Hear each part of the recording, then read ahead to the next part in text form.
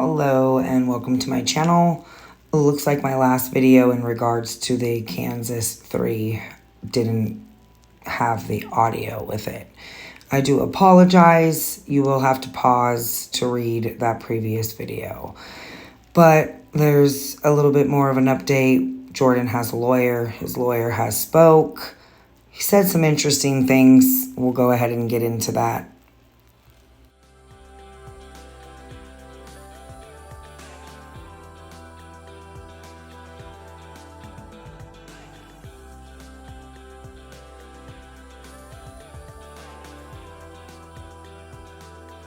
Family members of those who died have a lot of questions for your client. What does he say happened here? Well, at this time, he doesn't say anything different than what he's told police previously, that he has no knowledge of what happened to those young men after they left his home. Let me read you. This is from one of his friends, from one of the friends of the one of the people who died, who said on Facebook, "The man was inside his home alive while my friends were dead in his yard for Lord knows how long. They were all hanging out since after the game Sunday. He knew people were looking for them. He read messages of people searching for him on Tuesday. My husband banged on his door for 20 minutes. My friend banged on the door and then busted a window and yelled and announced her presence while she's inside, and still nothing from him. Then the cops come 10 minutes later and he comes out nonchalant in his boxers with an empty wine glass in his hand. Nothing is adding up. Dave, Clay, and Ricky need and deserve justice. They didn't deserve this." Your response? Sure. Even if all of those things are true, that doesn't mean he had anything to do with what happened to those young men. Obviously, 3 men who die all at the same time.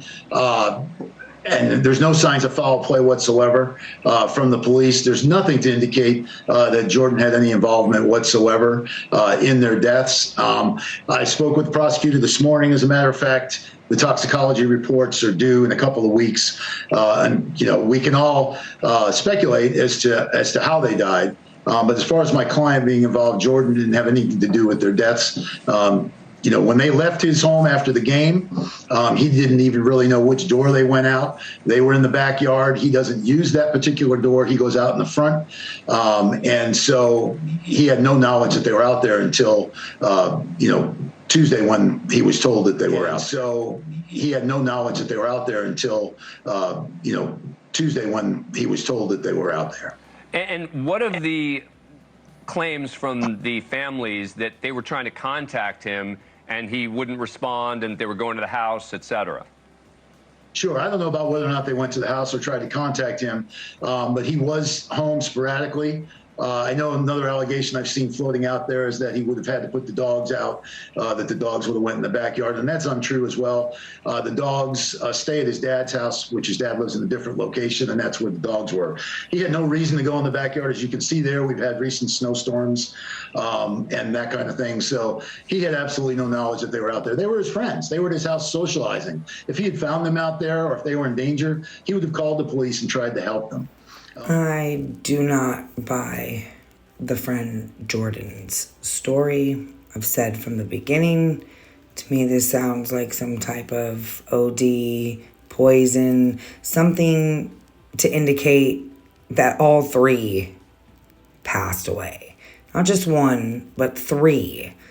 And you don't know, and you don't even know when they left, what door.